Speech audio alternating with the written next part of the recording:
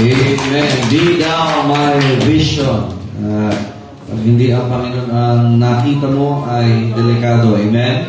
So that must be our prayers. Amen. Na sa bawat bahagi ng buhay natin, ang Panginoon at ang kanyang paggawa ang nakikita natin. Amen. Kasi pag hindi ang Panginoon, we will be clouded. And if our vision is clouded, then our minds will be clouded also. Pag sabi clouded, ibig sabihin, malabo. Amen?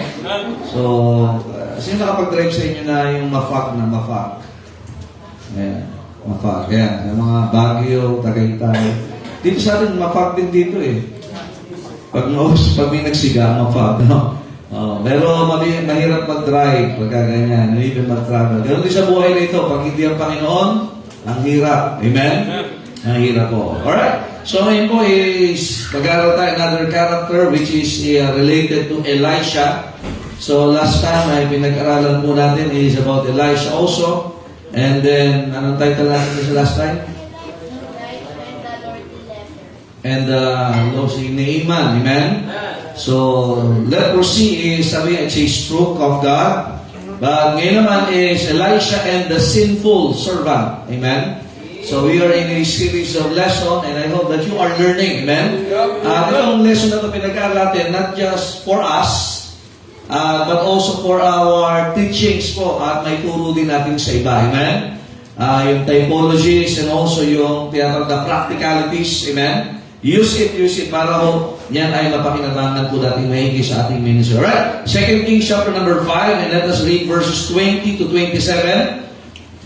Binalikan ko yung pronunciation ito eh. Gehazi pag English, Gehazi kapag Hebrew. So, pagka Tagalog naman ay sige ha. Okay. 2 Kings chapter number 5 and let us read verses 20 to 27. Amen. At basahin natin responsibly. Akin po ang 20, sa inyo po ang 21 hanggang makarating tayo na verse 27. Are you there? Amen? Alright, but Gehazi, the servant of Elisha, the man of God, said, Behold, my master hath spared Naaman the Syrian in not receiving at his hands that which he brought. But as the Lord liveth, I will run after him and take somewhat of him. 21 po.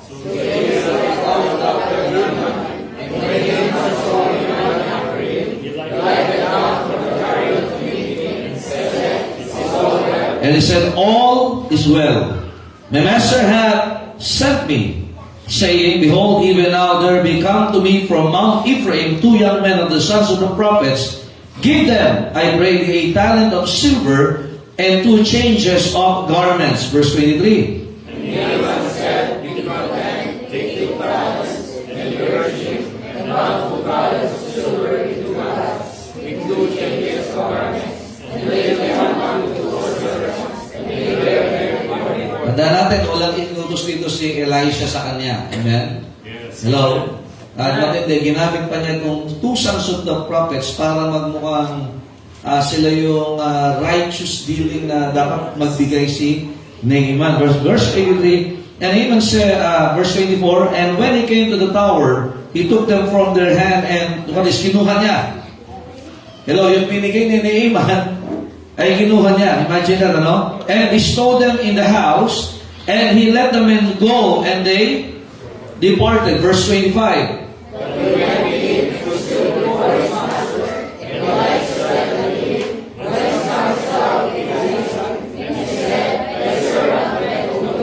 Yeah. Saka po saan galing? Saka po punta?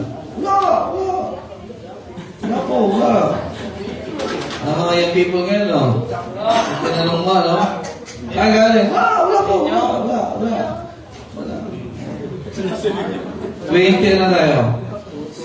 26. And he said unto him, Went not mine heart with thee, when the man turned again from his chariot to meet thee? Is it a time to receive money? And to receive garments? And olive yards? And vineyards? And sheep? And oxen? And men servants? And maid servants? Alam mo yung tanong niya, is it a time? Panahon ba?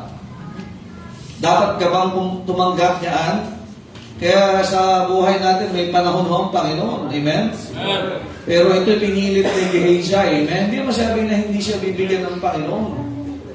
But dahil sa kanyang pagmamadaling kuhanin, kahit sa maling paraan, nakikinig mo ba kayo, amen? Kahit nagsinungaling na siya lahat. Verse 27, look at the result.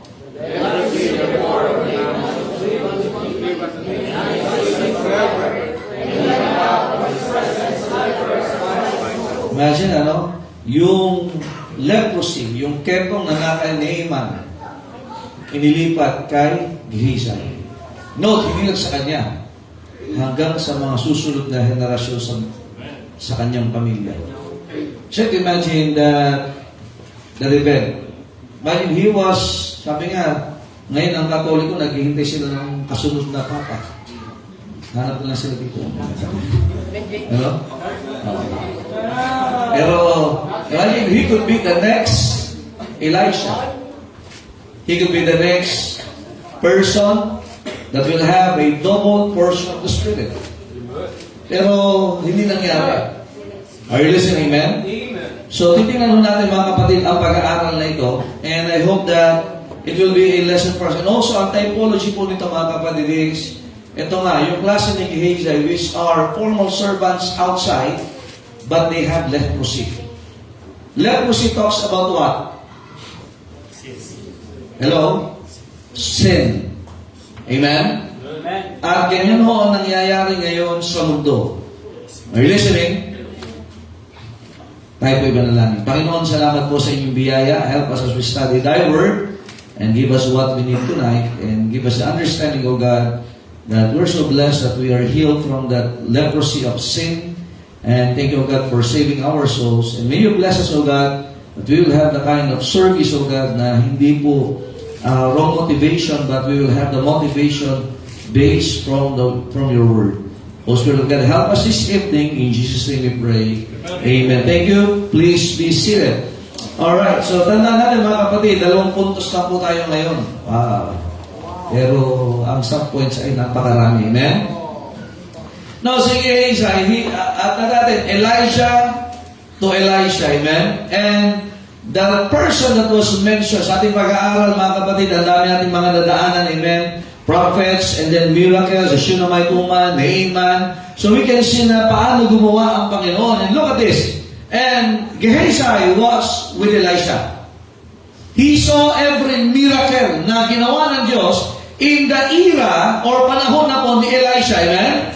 Are you listening? Amen? Nakita niya paano nabuhay ang Diyos through Elisha ng isang batang namatay. Amen? Nakita niyo kung paano nagpakita ng miracle ang Panginoon kay Naaman.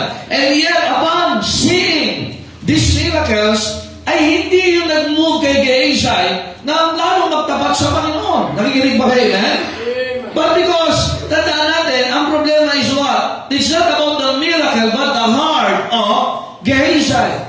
Nakita niya is the grace, the goodness, and the greatness of God sa buhay ng kanyang master. Amen? So, dapat makita natin yung biyaya, yung kabutihan at kadakilaan ng Diyos sa bawat isa. Amen? Tandaan natin, in the Old Testament, Gehazi was likened to Judas. Nandiyan po ba kayo, amen? He was likened to Judas. Sapagkat tandaan natin, for the love of money is the root of all evil. And he was snared by the deceitfulness of riches. Riches is a blessing from God. Pero pagka ikaw ay nadaya nito na ito na lang yung mahalaga, at imagine, isa-sacrifice siya lahat ng meron siya because of riches, then that person is deceived. At yan po ang nangyayari sa ating panahon ngayon. Nakikinig ba kayo, amen? Throughout history, man was deceived by the deceitfulness of riches. Ipapapalit ang Diyos. Kaya ang sabi ng Panginoon, you cannot serve God and mammon. Imagine sa puso, sa tao ang kalaban ng Diyos ay yung yaman. Supposedly dapat yung yaman. Now, wealth, riches, fame, honor, long life, gawin sa Diyos yan. Pero wag nating gamitin na yung kukompetensya sa Diyos sa buhay natin ay ang yaman. Now, Gehazi should be the one who will follow the footsteps of Elisha. Are you listening, man? Perhaps pwede na makuha yung double portion of the Spirit. But the problem is what? Yun nga, medyo na silaw siya doon sa bagay na yun. He made money out of his ministry. Are you listening? Na yun na lang yung mindset niya. Nakikinig ko ba kayo, man? Now also, mga kapatid, we will look also, mga kapatid, na tingnan nyo ha, ano yung naging dulot sa kanya? That the leprosy of Naaman was placed in him at dun sa mga sumunod na henerasyon. Masakit po yun. Nakikinig ba kayo, man? That's why kasi yung legacy. Yung legacy sana, he should be what? We should be the successor of Elisha.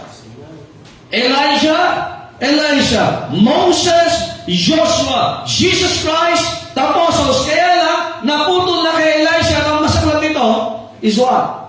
Leprosy has crept in his body.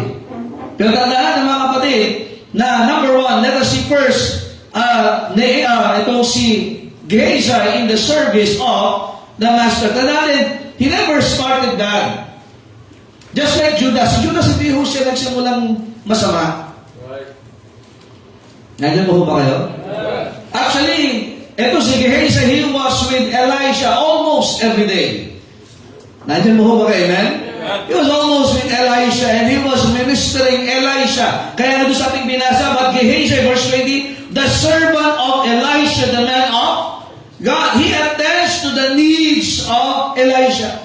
Whenever Elisha ministers to God, whenever Elisha ministers to the people of God, whenever Elisha travels for the ministry, Gehazi was there. Nandun pa ho ba kayo? He was present. But number one, in the service of the master, he was clever. Are you listening then? So titignan natin mga kapatid, na itong si Gehazi ay kasama na ni Elisha, particularly nung siya ay nag-perform ng miracle doon sa buhay nung Shunammite woman. Nandiyan po ba kayo, man? So, titignan natin sa chapter 4. Tingnan po natin, balik po tayo sa chapter number 4. Look at this verse number 16. Okay, nandiyan po kayo? Chapter 4, verse 16. And he said about this season, verse number naman tayo, 14. And he said, what that is to be done for her. Bakit? Itong babae ito, Shunammite woman, ay anong ginawa niya para kay Elisha? Balik araw lang po. Prophets, chambers, sa bakit araw-araw yung babae ito, nakikita niya, si Elisha was weary upon his travel, upon his ministry, nakikita niya na wala ito, inaabot ng gabi ito, so nakita, teka, sinabi niya sa asawa niya, teka, ipaggawa natin ng prophet's chamber, etong si Elisha. Sa anytime na siya dadaan, hindi naman siya, almost every day nakikita niya, and Gehazi was with Elisha. Are you listening, man? Almost every day. So nakita talagang ginawa niya ng mabuti itong si Elisha, the man of God, and look at what God had done. And then she was recognized by Elisha. Kaya nga nagtanong sa verse 14, tinasabi ng Bible, and he said, what then is to be done for her? So pinagtayo niya siya ng prophet's chamber. Hindi kumontra yung asawa niya. At siya ay nag-initiate ng magandang bagay nito. And Gehazi, tinanong ni Elisha si Gehazi, nakita niya magandang ginawa ng babae ito. Anong dapat nating igawin sa kanya, supli sa kanya? Tinanong niya si Gehazi, imagine, the man of God was asking his opinion. Are you listening? Yes. Look at how Elisha trusts Gehazi. The man of God asking. Nandiyan po ba kayo? Anong tanong niya? Verse number 14. And Gehazi answered, verily, she had no child, and her husband is old. Imagine, sabi niya, nakita ni Gehazi yan. He was clever. He was wise. He was observant. Kaya maganda rin, natututo tayo mag-observe. Ano ba yung pangangailangan? Ano ba yung kailangan? Nakikinig ba kayo, ma'am? Alam, sa gawain ng Panginoon, minsan alam nyo, ang diablo matalino. Pero mga Kristyano ayaw magpakatalino. Hello? Nandiyan po ba kayo? Ulitin ko ha. Tinatanong ni Elisha, okay, ginawan tayo. Nakita ng babae, nung Shunammite woman, ano yung pangangailangan nila? Almost every day, they were traveling. At dumadaan sila doon.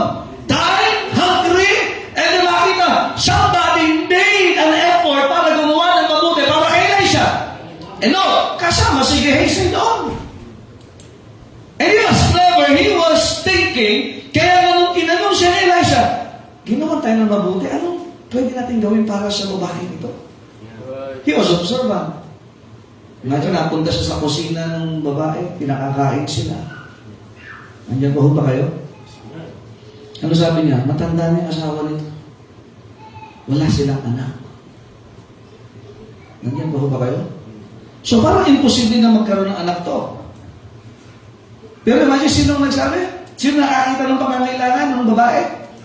Sino po? Gehazi is the servant of Elisha. He was observant. He was clever. He was a thinking servant. Are you listening, man? Nakita niya yung pangangailangan. Just the same thing in our generation. Sana naman, mga Kristyano, nakikita natin. If you're a servant of God, if you're a servant of the church, dapat nakita rin natin pangangailangan ng iba. Hindi lang natin isipin yung pangangailangan natin. And let us be clever enough to see the needs. And yes, I started just like that. Kaya ano sabi sa verse number 15? Tingnan niyo po. And he said, call her. Ano bang number niya? Amen? Tawagin mo siya. And when he had called her, she stood in the door. Verse 16, and he said, about this season, according to the time of life, thou shalt embrace a son. Are you listening? And she said, nay, my Lord, thou man of God, do not lie unto thine hand. Huwag ka naman magsinungaling sa akin. Huwag mo naman akong biruin. May edad na yung asawa niya eh. Nandiyan po ba kayo? Hello? Sa panahon, sa tamang panahon, ayon sa panahon ng buhay, ikaw ay magkakaroon ng anak na lalaki. Kung titignan natin, maiposible na bakit? Una, may edad na yung asawa ng lalaki. Nakikinig ba kayo? Kung makita natin, sino nakakita ng pangangailangan ng babaeng yun? Kahit siya mismo di makapaniwala. It was Gehazi. Bisa sa gawain na siya, kailangan din natin yung mga ganyan eh. Nandiyan ba ho ba kayo? Gising pa ho ba kayo ngayong gabi? Na nakikita yung pangangailangan ng iba. Hindi lang natin makikita yung pangangailangan natin. Nandiyan ba ho ba kayo? Verse number 17. And the woman, what happened? Conceived. And bare a son at that season that Elisha had said unto her, according to the time of life.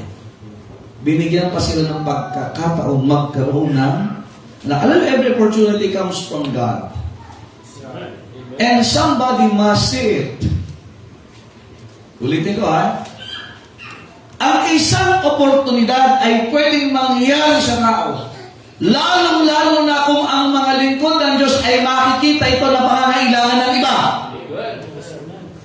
Pero kapag ang mga lingkod ng Diyos ay hindi makita ang pangangailangan ng kaligtasan, I'm not just talking about mga full-time, but the members of our church in this generation, na makita natin na may mga nangangailangan ng tagapagligtas, may nangangailangan ng simbahan, may nangangailangan ng salita ng Diyos. Pero pag hindi natin nakita yan, we are just thinking of our needs aside from the needs of others. Imagine, araw-araw nakikita yan. Are you listening? Sila ay araw-araw nakikita ng babae, kaya pinagginawa sila ng maganda. At ito si Gehazi ay nakita yung pangangailangan ng babae. So ito yung kailangan niya. So I should pray for her. At makita natin na si Gehazi was what? He started right. Alam yung mga Kristyano hindi makita yan eh. Kasi bakit? Punong-puno ng pagpuno sa pangangailangan niya pang sarili. Ano yung ibig sabihin ng pangalang Gehazi? Valley of Vision. He was in the valley, pero hindi ibig sabihin na you are in the valley or the lowest part of your life na hindi mo makikita ang vision ng Panginoon. Kaya ang problema nito, mas lumamang yung vision ng sanlibutan kay Gehazi. Kung saan na yung kanyang pangalan na yun ay naging buhay niya na tinignan niya. Tatandaan niya mga kapatid, he was a man of vision, but his vision was for the low places. Kaya nga valley of vision. He had no higher vision, no spiritual vision. Pero makita natin, he was clever, but he was not converted to the miracles of God. Kaya sa simbahan, nangyayari po yan. Are you listening? Pag hindi yung miracle nangyayari sa kanya, at wala siyang pakinabang doon sa nangyayari, wala siyang pakialam. Are you listening? Now, Gehazi, he was clever. Maganda sana yung ugali niyang yun. Nakikinig ba kayo, men? But number 2, he was also critical. Are you listening? Sino nakakita ng pangangailangan ng babae para wala siyang anak? Sino sumagot ng tanong ni Elisha? Gehazi. Ngayon, tandaan natin, sa pag-aaral natin, babalikan lang natin. Yung anak na yun, sa chapter 4, verse number 18. And when the child was grown, it fell on a day that he went out to his father to the reapers. So, to make the story short, itong batang ito ay namatay. Nakikinig mo ba kayo, man?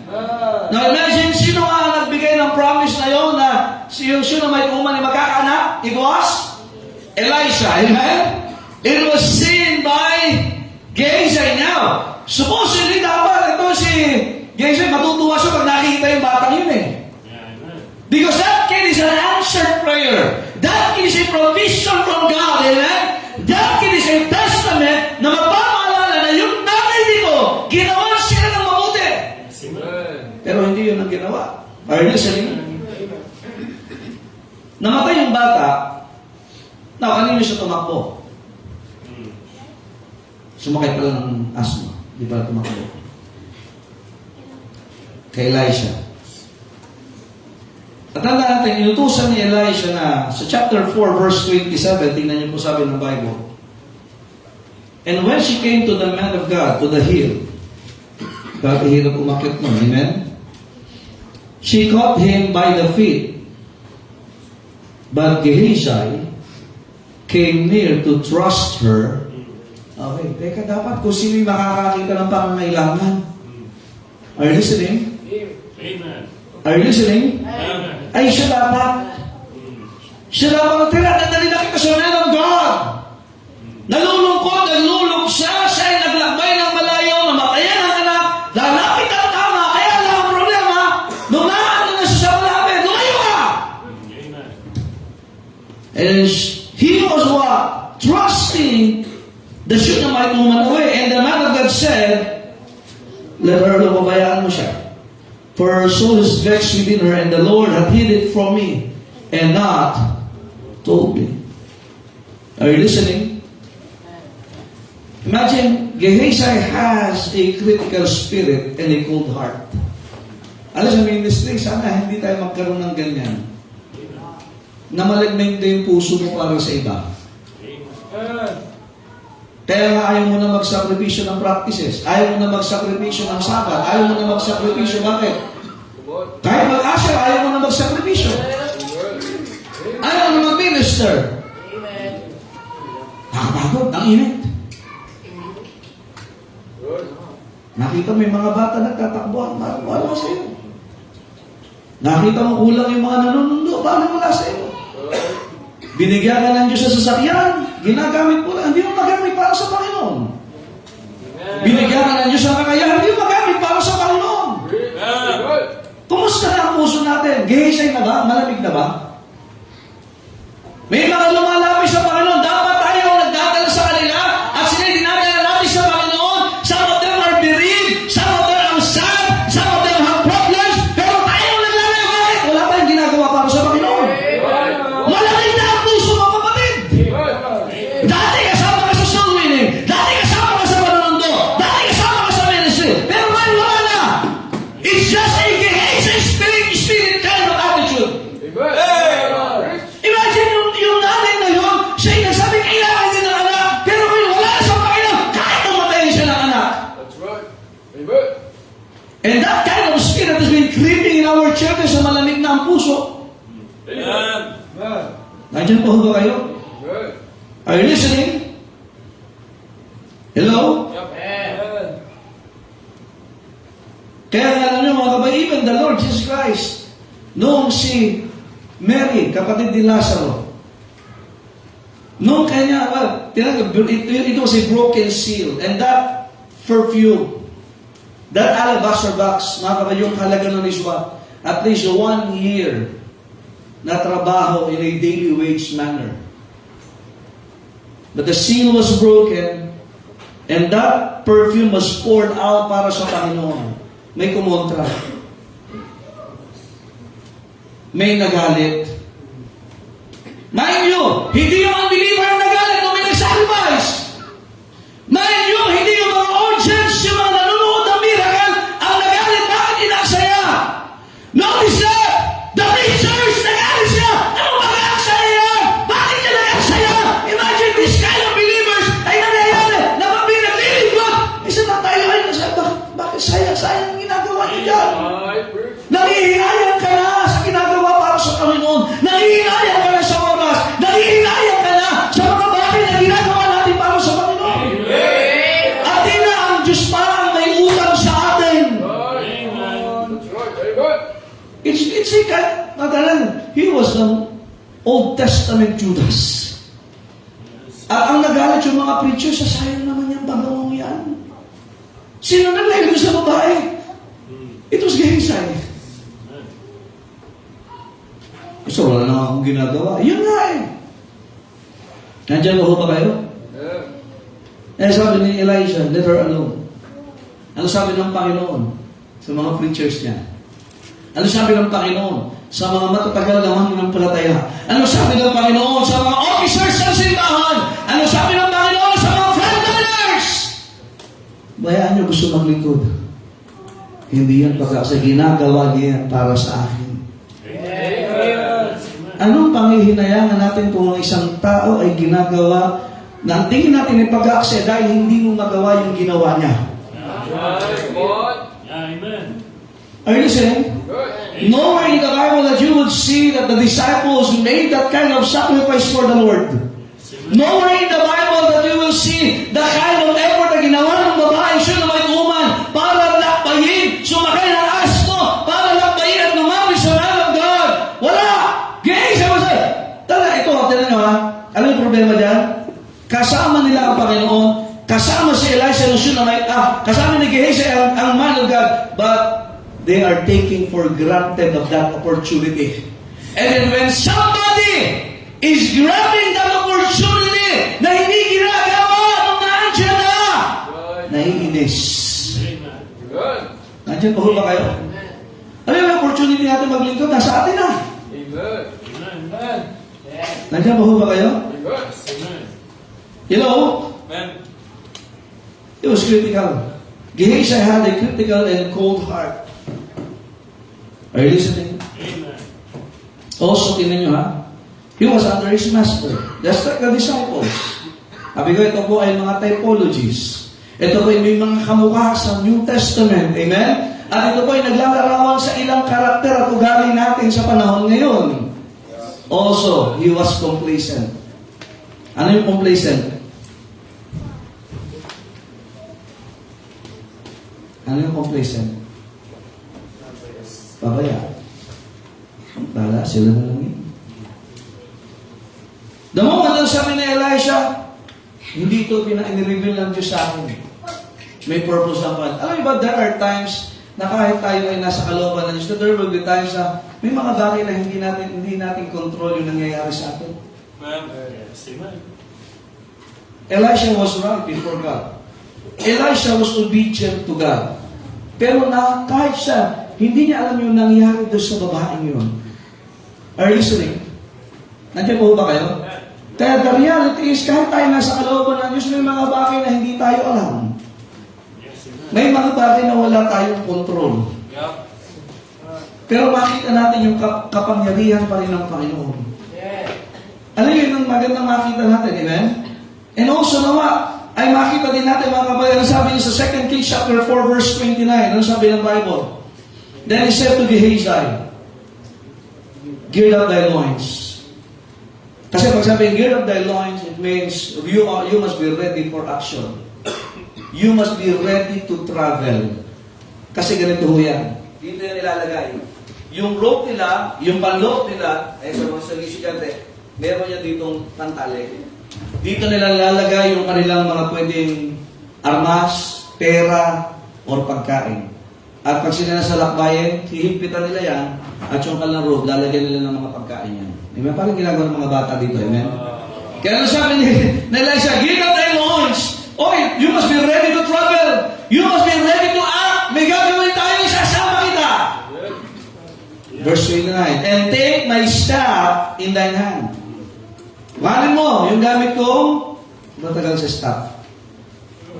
Tungkod. And go thy way. If thou meet any man, salute him.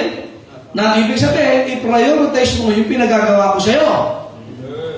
Huwag mong payagang maabala ka sa daan at gawin mo yung pinagagawa ko sa'yo. Listen to this, brethren. Ngayon, ang mundo ay abalang-abala sa eleksyon, lalo sa Pilipinas. Pero dapat ang simbahan ay hindi yung maalis sa focus ng Great Commission. Kaya kasi minsan tayo ay nakikisawsaw sa mga nangyayari sa mundo na dumarating sa punto, wala ka nang nagagawa para sa Panginoon. Are you listening? And in any salute they answered him not again and laid myself upon the face of the child. Ang gagawin mo, dadalhin mo yung staff, patay yung bata na andito yung babae, pumunta ka doon, at habang nakahinga yung bata, ilalagay mo yung tungkod sa kanyang ibabaw. Yun lang. Yun lang gagawin mo. Are you listening? Hello? That is your commission. Yan ang tatrabahuhin mo. Are you listening? Kaya naman dinala niyo yun. Sa verse 31, tingnan niyo ha. And Gehazi passed on before them and laid the staff upon the face of the child. But there was neither voice nor hearing, wherefore he went again to meet him and told him, saying, the child is not. May nangyari ba? The same staff na humati ng tubig sa Jordan River. The same staff na ginagamit ni Elisha to perform his miracle. Now, kapit na niya! Nandiyan pa ho ba kayo? Sumunod din naman siya. Inilagay niya, pero bakit walang nangyari? Alam niyo, it pictures the servant today na ginagawa ang ministry pero walang power.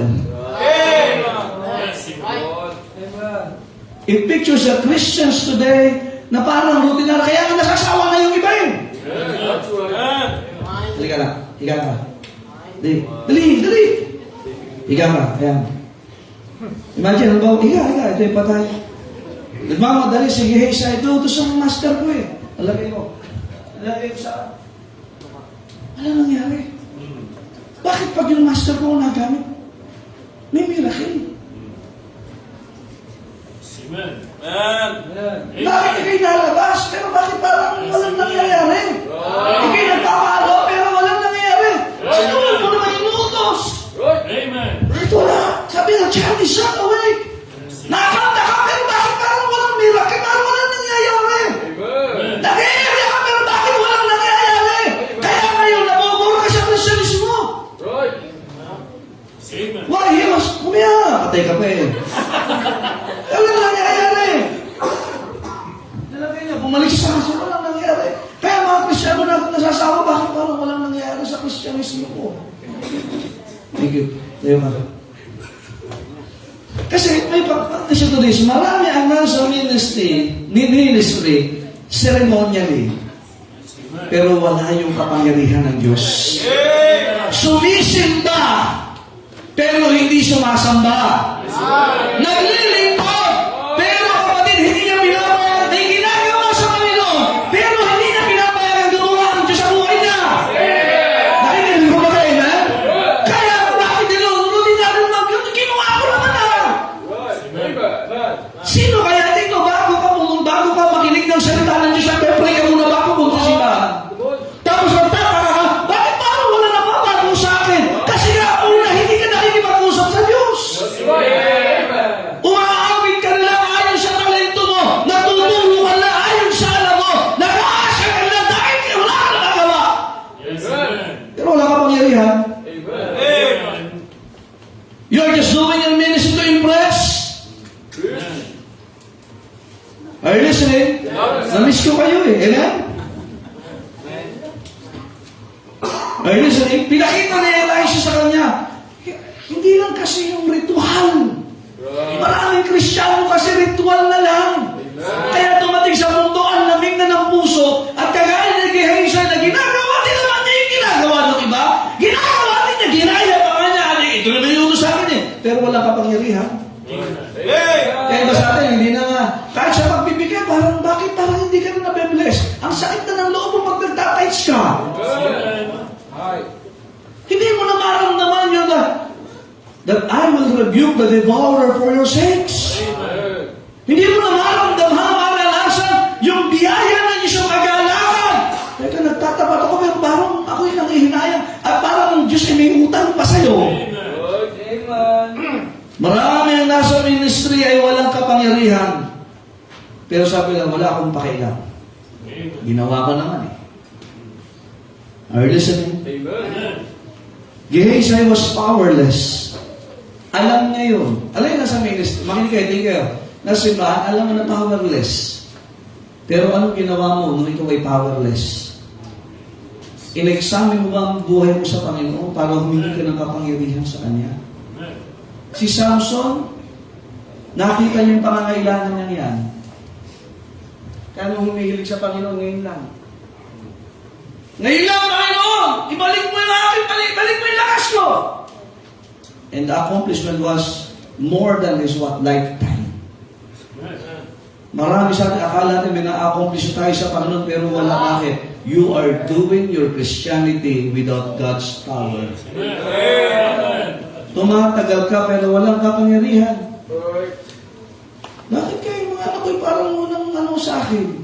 Bakit kayo aming marriage life walang power?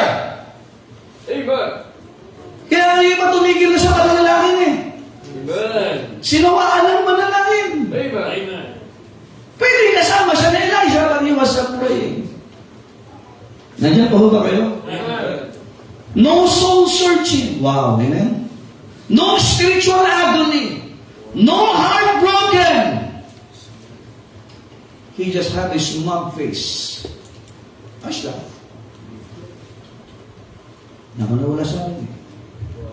Marami Krisyano ganyan. Even naman nasa ministry, ayos lang. Ay, walang power na pin. He became spiritually insensitive. Are you listening? Hello? He was complacent. Kumusta ang iyong buhay Kristyanismo? May power ba? Kasi pag may power, alam sa Acts chapter number 1, pag may power, soul winner. Pag may power, kahit persecuted, nagpapatuloy. Ay, nakakulong pero masaya, umaawit pa. Pero yung iba sa inyo, hindi man nakakulong, pero pag umawit, parang dahil pa yung may padasal. Nasa buwan, imagine you're singing songs that are godly and powerful, the lyrics are powerful, the message is powerful, but the singer is empty. Kaya nga kahit wala ka na interest mag-soul winning, wala ka na interest manundo, dati interesado ka, bakit you are living a powerless Christianity? Dati sensitive ka sa gawain, pero ngayon sensitive ka na lang sa sama ng loob.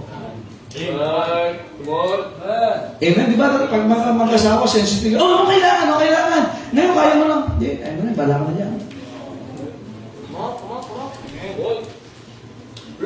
Ano yung bang gagawin ng kasalanan sa atin? It will make you down.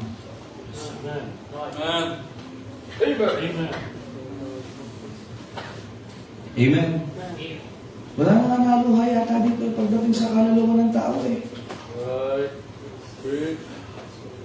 Lumuluha ka na lang dahil may iba kang karanasan. Nasa mga young people. Pag hindi pinansin, lumuluha. Pero sa soul winning, wala. Also, he was calculating. Chapter 5, verse 9. So Naaman came with his horses and with his chariot and stood at the door of the house of Elisha.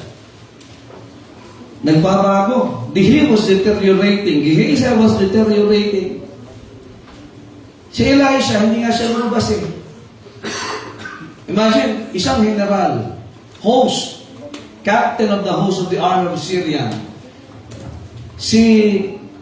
Pinag-araw natin last time, di ba? Si Naaman is what? May armor siya. Hindi kita yung ketong niya. From head to foot, nakakabayo yan, nakasakay sa chariot. Are you listening, amen? May mga guards, amen? At ang nakita ni Gehazi is, wow! May bisita tayo! Big time! Kaya sabi ni Elisha, sabihin mo, maglublob 7 beses sa Jordan River. Sa mundong ito, minsan pagka medyo mukhang big time. Anyway, that's why I love our church.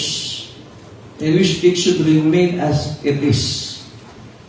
Lahat, pag dumating dyan, upo, makinig. Regardless of your position outside, you follow the instructions of the ushers, you follow the instruction of the church. Why? Dapat ganyan. Pero minsan tayo ay pagka medyo, wow, big time, bisita natin. Sabi ni minsan, matindog na sa labas natin. Bihira ito mangyari. Bihira, full battle gear.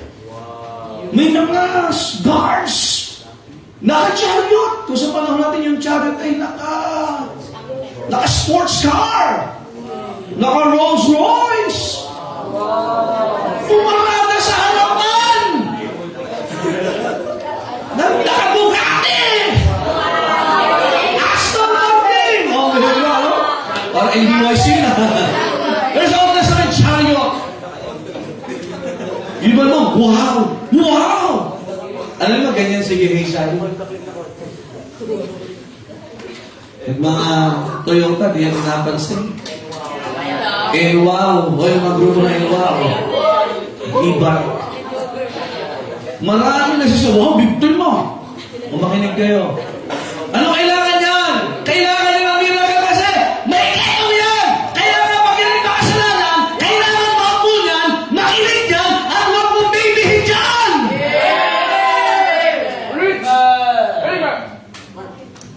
Ako'y papasalamat sa pagdating kailangan kung gawin yung mga ganyang bagay. Amen? At nawa, ganun ang ating gagawin. Kahit na sino dumating dyan. Ano nakaraan, may bisita tayo, anniversary. May kailangan dyan ako po. Pero ngayon, may mga simbahan na pambihira. Kahit nakapantalon yung babae, pinagsalita. 500 per member. O, napa-praise the Lord yung iba. Pagkanan niyo. Ano nangyayari tayo sa Baptist churches? Hello? Ay, may lepro siya, nasilaw ka sa chariot. Kailangan niya ng kaligtasan. Kaya yan pumunta ng simbahan para makapakinig. Naalala ko isang kwento kay, I think that is George Washington. Abraham Lincoln. Sabi niya, pumunta siya sa simbahan, and he was mentioned, he was a president already. Pero hindi siya nire-recognize as president na parang eksapa sa Sunday, no. Kaya I'm not going to this church. Why? Sabi niya, kasi hindi yung tinutuloy ng presidente. Sabi, ako pumunta si Papa para makinig ng salita ng Diyos. Because he was a Baptist person. Pagkaganyan tayo, dito po kayo, bossing. Salamat sa Panginoon mga kapalit. Kinakalculate na kagad. Sabi ni Gehazi, maraming pera to. May pakinamaw to. Makinig kayo, pag pumunta sa simbahan natin, kailangan niya ng ebanghelyo. Kailangan niya maupo at makapakinig ng salita ng Diyos. Are you listening, amen? We respect every person kahit saan ang galing yan. We should deal with them as they need the Lord. Amen? Amen! At sana wag mawawala yan. Nalala ko last anniversary, si tatay kasi ay head usher rin siya Santa Cruz. Nag-anniversary sila sa complex. I think 1,000 plus yung bisita nila. Kasi may politiko gusto magsalita, ay sorry, hindi mo pwede dito. Pero ngayon may mga Baptist church na ang pulpito nila, pinaglalaro ng mga politiko. Andiyan pa ho ba kayo? Magdodonate daw ng wheelchair. Sabi, Pastor, dito pa naman kailangan ng wheelchair Are you listening? Gehazi was astonished. Wow, tindi nito. Ano sabi ni Elisha? Doon, paglublubin mo doon. 7 beses. Nagreklamo pa. Wala akong magandang ilong sa ano. Marami na bang iba dyan? Resort type. Eh kaya kapag nasa simbahan, hindi ka magreklamo. Ano instruction? Sumunod ka. Amen. Hello? Amen. Eh, na-instruction eh. Doon sa Jordan. 7 ha? 7. Hindi 6 at kalahati. 7. Huwag kang mamili. Kaya nga sa instruction ng Panginoon, huwag kang mamili. Amen. Ito pa. Sa chapter 5, verses 20 to 22, eto na, mga kapatid. Magaling sa matik. Yung ating binasa, hinabol niya. At humingi pa si Elisha, magbibigay si Naaman, nagbibigay siya ng handog. Bakit may gumaling siya eh? From Jordan, bumalik sila and he was willing to give. Amen? Nagbabago talaga pag naligtas, ano? O galit? Ay, kinig ba kayo? Noong una, mainitin ang ulo. Nagalit sa instruction. Pero nung sumunod sa instruction, nagbago ang buhay. Natanggal yung ketong na naglalarawan ng kaligtasan. Pati sa pagbibigay, nagbago ang ugali. Kaya kapag hinaligtas ang babago, talaga ang ugali. And he was willing. Pero si Elijah sabi niya, hindi, okay lang. Okay, ayos na yan. Amen? Kaya tayo po, hindi po tayo motivated may money. Walang bayad. Amen. Eh, pag iba, pag nag-minister, wala bang bayad dyan? Wala, magkano lagip dyan? Ha? Walang juice. Wala pa kinapay dyan. Ha? Pero walang ginawa ni Gehazi. Sayang to ha? Kaya hinabol niya. Nakinig kayo. Pagkikilingkod ng Diyos, ay huwag mong hayaang tagahabol ka ng pera. Yes, amen. Amen. Nandiyan ba kayo? Are you listening? Hindi niya nakita yung masayang mukha ni Naaman. Hindi niya nakita yung miracle ng Panginoon. Ang binibilang ni Gehazi, ano? Sayang mo ibibigay na. Ang bilis siya magplano. Sasama ko yung mga anak mong propeta para makapas ka panipan. May plano ka agad. Ay kahusay eh. Pagpera ang utang. Pero pag inutusan mo ang tamad. Amen. Ikakaskin ko na mo. Habang may pagkakataon. Dapat si grateful pa. Talagang salvation is free. Amen.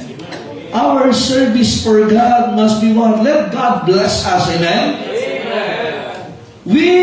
God makes no charge for blessing, si Jesus. Are you listening? Amen. Kaya ang problema, sabi ni Nehemiah, ito lang. Okay na yan. Sabi, parang doon sa mga anak ng propeta. Wow. Wow. Amen. Ang ganda ng dahilan. Oh, anak ng propeta to. Wow, medium. Ang tawag, middle man ba tawag niya? Hindi middle man siya. Wow. Ang problema, sige, binigay na niya yung man. Pero sabi ng Bible, pag alis, kinuha niya at dinala niya sa kanyang bahay. At nung tinanong siya ni Elisha, sabi galing, wala. Pero hindi niya alam, na-reveal na yun. Ang tawag doon is what? Discerning spirit. Amen. And number 5, he was caught. He was caught. Kahit hindi siya natakot. Amen? Chapter 5, verse 27. Look at this. The leprosy therefore of Naaman shall cleave unto thee. Nandiyan pa ho ba kayo? Imagine, ang ganda sana ng kanyang track. Kaya lang mali yung kanyang motibo. Are you listening, amen? That leprosy, ito pa pakulong ko. And unto thy seed forever. Nung umuwi siya, imagine, Elisha wanted no such man in his service. Ayaw ng Panginoon ng ganyan. Ang nakakalungkot ito, nung nagkakaroon na siya ng signs of leprosy. You're listening? Si Naaman ay itago niya. Hello? Ang unbeliever, tinatago yung kasalanan. Pero ito, masaklap dito, pag yung believer ang nagtatago ng kasalanan. Nandiyan pa ho ba kayo? Ito natin mga kapatid, si Gehazi, is what? Ang masaklap nito, yung mga sumunod sa kanya, anak niya, apo niya, tinutubuan na rin. Hindi siya natigyawat. Sabi ni Gehazi, ito na. Huwag kayong kabahan. Yan ang tigyawat na tinubuan ng mukha. Amen? Silok nung nakaraan, talagang lagi siya nakaganto sa salamin. Wow! Nakakatawa yung mga people. Tandaan niyo, pag napuno yung mukha mo, huwag mo na isipin masyado. Puno na yun, no? Sanay na, amen? Oh, si Luke, tsaka yung mga yung people, talagang lagi sila nakaganyan. Tapos nakausap pa kayo, may mga dinidikit, ano? Ano ba? May mga dinidikit sila. Sabi ko, bakit may ganyan? Ano ba yan? Buning? Amen? Imagine, he was under the service to his master and yet, ganun nangyari sa kanya. O makinig kayo, pag tayo naglilingkod sa Panginoon, mga kapatid, nandiyan po ba kayo? Hello? Simply that we will have the double portion of the Spirit and we will not have the spirit of covetousness. Amen? How about number 2? Under the sentence of the master. Ano lang, may nakita ba tayo na to si Gehazi ay naglukso, nagsisi sa kanyang ginawa? May nakita ba kayo? Tapos na sa Bible reading, di ba? Tapos na, sa mga nagbabasa. Hindi ko natatanong kung sino yung hindi nagbabasa, baka magagawa kay Gehazi. Saan ka galing? Wala. Sino nagbasa ng Bible kahit hindi? Amen. Amen. Buti lang may memory verse doon ka pala nakapagbabasa ng Bible. Imagine preacher ka, di ka nagbabasa ng Bible. Full time ka, di ka nagbabasa ng Bible. Frontliner ka, di ka nagbabasa ng Bible. Tapos sasabihin mo, malapit ka sa Panginoon. Hindi, malapit ka sa tukso sa libutan. O, makinig kayo ha. Ito ay kasama ni Elisha. Pero, hindi nagbabasa ng salita ng Diyos. Ang sayang. Sayang daw. Ano ang problema? Walang remorse, hindi man siya nalungkot, walang repentance, kay Gehazi, business as usual. Ayos na? Kaya itong lang to eh. Alam mo, minsan kahit, makinig kayo, huwag mo isipin na hindi big deal ang kasalanan. Ang kasalanan ay big deal lagi. Lalo sa buhay ng mga mananampalataya. Nandiyan po ba kayo? Meron na sa chapter 8 verse 4. Now, he was excommunicated. Sa chapter 8 verse 4, tingnan niyo po sabi ng Bible. He blocked the sentence from his mind. Sa isipan pa lang niya. Boys lang yan. Chapter 8 verse 4. And the king talked with Gehazi, the servant of the man of God, saying, tell me, I pray thee, all the great things that Elisha have done. Imagine siya po ay wala na sa poder ni Elisha. Pero tanda natin, nakatatak sa kanya ang karanasan nung kasama niya si Elisha. Marami pa rin siyang kwento. Kaya ibang mga naglilingkod, kwento na lang.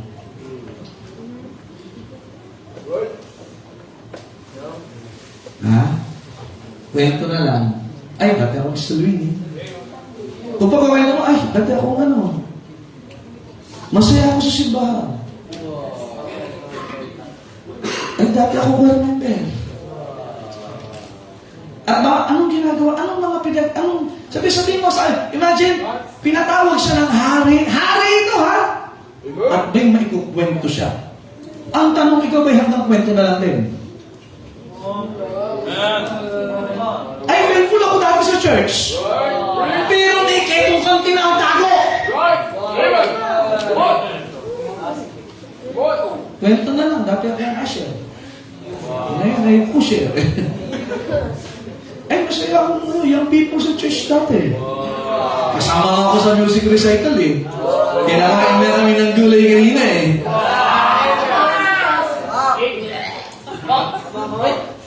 Ang pinili ng manok. Pero kala lusot na sila. May gulay pa pala. Sana hindi lang kwento. Sa verse 4, tinan nyo ha? Sabi mo nga sa akin, the king talk, makipag-usap. Yung hari kay Gehazi. At may masasabi naman siya. Kasi minsan siyang kasama. Sa gawain ng Diyos, sana kasama ka pa rin. Huwag na lang tayo kasama sa kwentuhan. Amen? Nagpo ba kayo? Now, Gehazi, he was flattered by the attentions of the king of Israel. Pero, tinan mo, kahit wala na ako kay Elisha, pinatatawag pa ako ng hari. Nandiyan pa ho ba kayo? At notice this, kausap niya ang hari, pero meron siyang leprosy. Nandiyan pa ho ba kayo? Hindi halata. Minsan kahit Kristiyano, ganyan. Mukhang blessed. Kahit may tinatawag kasalanan. Mukhang espiritual. Maraming masasabi. Pero may ketong sa loob. Nandiyan po ba kayo? Gehazi carried the sentence of death in his body. At nato nakakalungkot, imbis na siya ay humingi ng tawad, imbis na siya ay magbago, lumapit kay Elisha, nasanay na siyang mabuhay ng may ketong. Makinig kayo, maraming Kristiyano, ganyan na rin ngayon. Sanay na doon sa kasalanang ginagawa. Nakikinig ba kayo? Sabi niya sa English, he can live with it. Hirap na, amen? He had learned to live in leprosy. And also, he bore the sentence in his body. Tanda natin, ibinalik ba yung pera? Binigay ni Naaman? Ha? Hindi. Di ba? Hindi, ano? So, may pera pa rin siya. Mayaman siya. Pero may ketong. Sikat pa rin naman sa kausap ng hari, no? Dignified pa rin, pero may ketong. Are you listening? And every time, imagine, ang mga tao natatouch sa kanyang kwento, even the king was touched. Wow. Kinuwento niya ito. Tinan ito, sabi ng Bible. And it came to pass, verse number 5, as he was telling the king how he had restored his dead body to life. Wow, amen?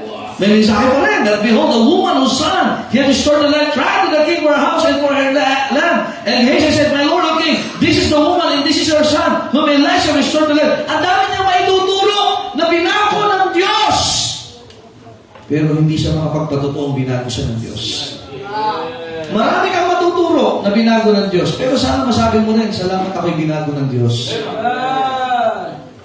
Ang dami niyang kwento, pero sana kwento mo rin ang kabutihan ng Diyos sa buhay mo. Verse number 6, and when the king asked the woman, she told him, so the king appointed unto her a certain officer, saying, restore all that was hers, and all the fruits of the field since the day that she had left the land even until now. Pero ang tanong, yung babae na restore yung nawala sa kanya. Sige, isa ba, na-restore ba yung health na nawala sa kanya? Hindi, kasi ayaw pa niyang magbago. Nandiyan po pa kayo? Imagine, nabe-bless yung babae, nabe-bless.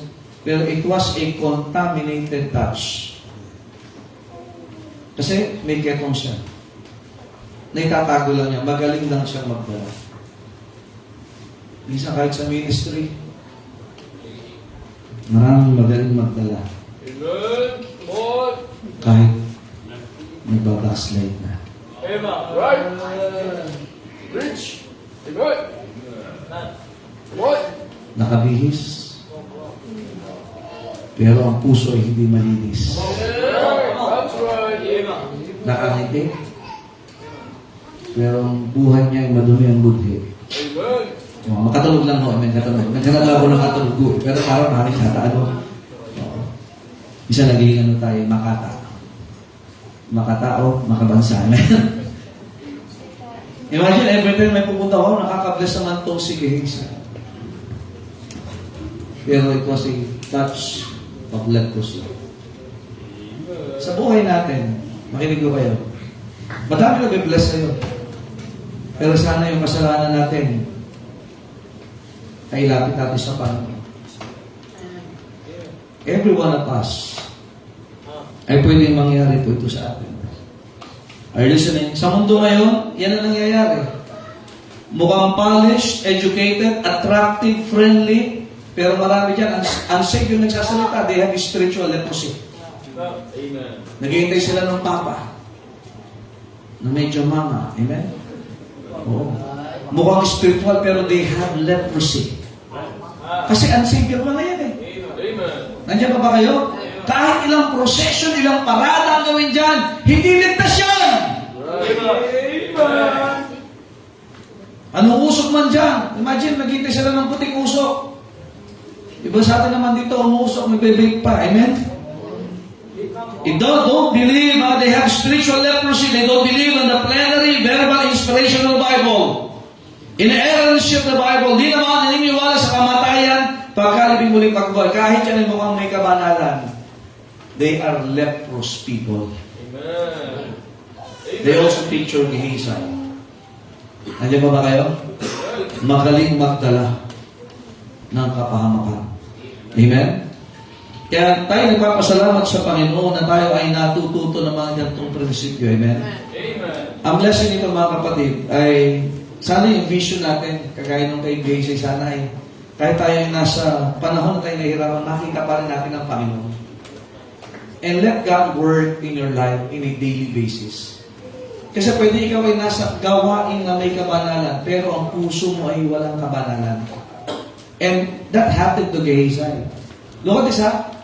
Pwede sana, doon siya sa double portion of the Spirit. Okay sana yun. He could be the next Elisha. Amen? Siya rin kasunod eh. Makinig ko kayo. Sa church po tayo na yung inutusan ng Panginoon. Pero huwag natin payagan yung leprosy, mga kapatid. Amen? Hello? Save ka na eh. Amen? Kaya tayo papasal mga kapatid, we are no longer under what? The death and the death of leprosy, of sin. Pero gamitin natin yung opportunity na tayo ay maglingkod sa Panginoon. Amen? And I hope na hindi tayo masisilaw. Hello? Amen. Si Gehazi kasi nakakita lang may champion eh. Let us win them. Amen? Amen? And let us follow the instructions of the Lord Jesus Christ. Tayo po'y nasa ganyang panahon na ngayon na kung saan ang tinitingnan ng mga tao ay panlabas at hindi panloob. Kaya panatilihin natin yung kabanalan na hindi lang sa panlabas, kundi sa dapat araw-araw na relasyon natin sa Panginoon. Kaya si Pablo sabi niya, I die daily. Pag maputi yung buhok mo, you die daily. Pasok. Pero ito talaga kailangan natin. Amen? Hindi po mga kapatid na ibig sabihin tayo ay nasa simbahan, tayo ay nakatira sa simbahan, tayo nasa ministry, ay hindi pwedeng mangyari sa atin. Pwedeng mangyari po ito kahit kanino. Amen. That's why it's a warning. Amen? Amen. Ang pinakamaganda, ang mamanahin ng mga susunod na narasyon sa atin is what? Yung ating katapatan sa Panginoon. Sige, medyo ang pangit ng pamana niya eh. Ketong, imagine yung anak niya, baka may anak siya, ligalibay. Nagkaroon siya ng apo. Imagine, ano? Yung lolo niya, may ketong, kada magtatanggal ng, kasi ito, nagtumutubuan na. Uy, mahal ka sa lolo mo. Ano? So, minala mo na yung ketong. Pero maganda, magmanang, parang meron nga. Ano? Potok daw, potok. Pero maganda mamana sa atin, mga kapatid, sa susunod generasyon, anak, ako, kung di mababalik ang Panginoon, ay yung katapatan natin sa Panginoon. Amen? Ang maganda susundan is what? Yung double portion of the Spirit. Na tayo laging empowered by the Spirit of God. At na-enjoy natin lahat ng bahagi ng buhay Kristyanismo. Thank you. Amen? I hope tayo pinatuto ngayong gabi, amen? Elisha and the sinful servant. And that time, let us serve the Lord with gladness and let us serve the Lord with a pure and fervent heart. Tayo pinanalangin. Panginoon, salamat po sa inyong salita. Thank you, God, for the lesson. We bless the people, O God, sa mensahe, Panginoon. Ang pagbabaybay ng inyong mga salita ay makita namin, Panginoon, yung value ng ginawa niyo po sa amin nung kayo po'y namatay, nilibing muling na buhay. Niligtas niyo kami para maglingkod ng tama po sa inyo. And may you bless us, O God, that we will be warned of this kind of servitude, O God, of Hizay, O God, that we will not be, as a church, that we will not be respecter of persons, but we will see the need of the people. And also we will be sensitive, O God, sa mga pangangailangan ng mga tao sa Ebanghelyo, sa inyong gawain. At kay po Diyos ang mamuna. I bless you po ang invitation sa pangalan ng Panginoon Jesus. Amen. The other is open, brethren, tayo makipag-usap sa Diyos, anong bahagi ng mensahe. Remember, we are God's servants. Sa itong ministry, mga kapatid, when was the last time that you have been sensitive? Let us use our cleverness for the service of the King. Mga kapatid, we are in the service of our great God. Let us use that wisdom na binigay niya sa atin. And let us have a warm heart na tayo ay sensitibo sa mga nangangailangan, pangangailangan ng mga tao. They need the Lord. They need the church. They need the Word of God. They need somebody to bring them to church. They need somebody to bring them to the knowledge and power of the Lord Jesus Christ. Let us do. Let us move. Makita natin kalagayan, teka, ako yata ay nalalamig, ako yata ay nangihina, ako yata ay lumalayo siya, parang inwardly, ngayon pala, kausapin mo na ang Panginoon. Do not let money, position, and power ay alisin ka sa kalooban ng Panginoon. Let us not calculate, but let us have faith. Ano mang kalagayan natin, God can heal us. God can give us another chance. Yan ang meron tayo ngayon. Let us grab every opportunity na maging tama sa harapan ng Diyos. Yes, pwede magkamali, pwede bumagsak, pwede manghina. Isang kahisay. Pero huwag tayo manatili sa kalagayan niya.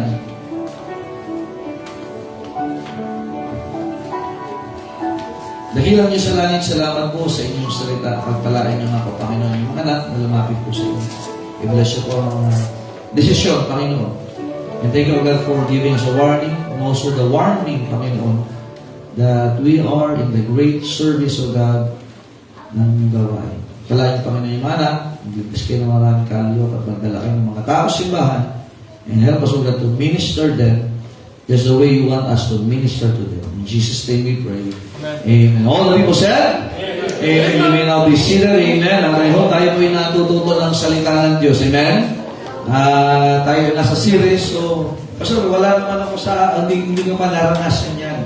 Praise the Lord. Pero gamitin mo kasi naroon ka ng time na kailangan mo ituro sa iba yan. Amen? Amen? Hindi na po na hindi wala tayo sa ganung kalagayan, ay hindi na natin pag-aaralan. Amen? Sometimes, kaya na Sister Ana nag-testify na gamit mo yung lesson natin dito, no? Hindi man para sa kanya, pero para sa iba. That's great. Amen? So, it'll be a blessing. So, nandiyan mga asya natin. So, excited na sila mag-conference. Sige po.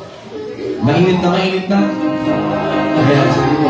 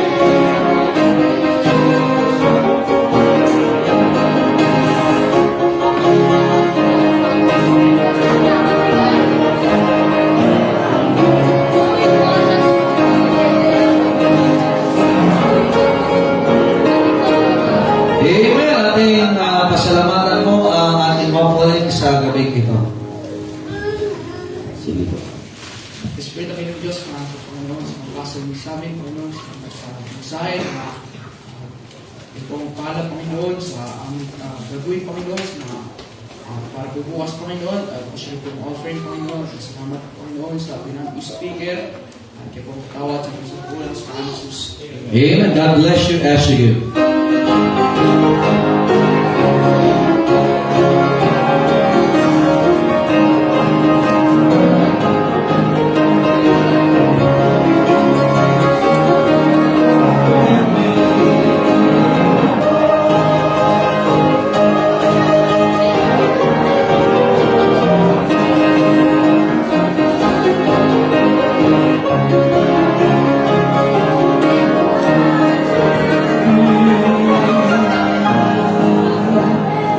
Amen. Salamat po sa mga kaloob na yan. Well, don't forget to pray.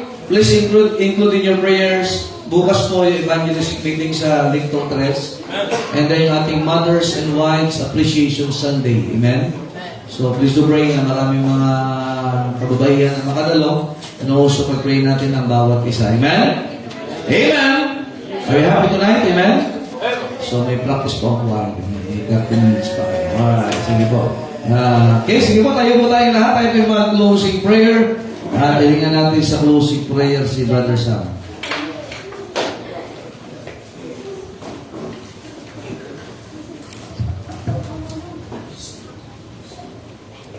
Tayo ay mag-pray. Heavenly Father, Lord God, we praise you and O God for this night binigay mo sa amin. Thank you for the reminder of Kinasay, O God. Thank you, Lord, na nagpakita sa amin kung dapat namin gawin, O God. Ikaw yung best, again, sa aming spiritual life. Thank you for our pastor. Thank you for this ministry. Thank you for our church. Bless us, forgive us our sins. This we pray in His mighty name. Amen. Amen. Thank you. God bless you. And shake hands. May practice po ang choir.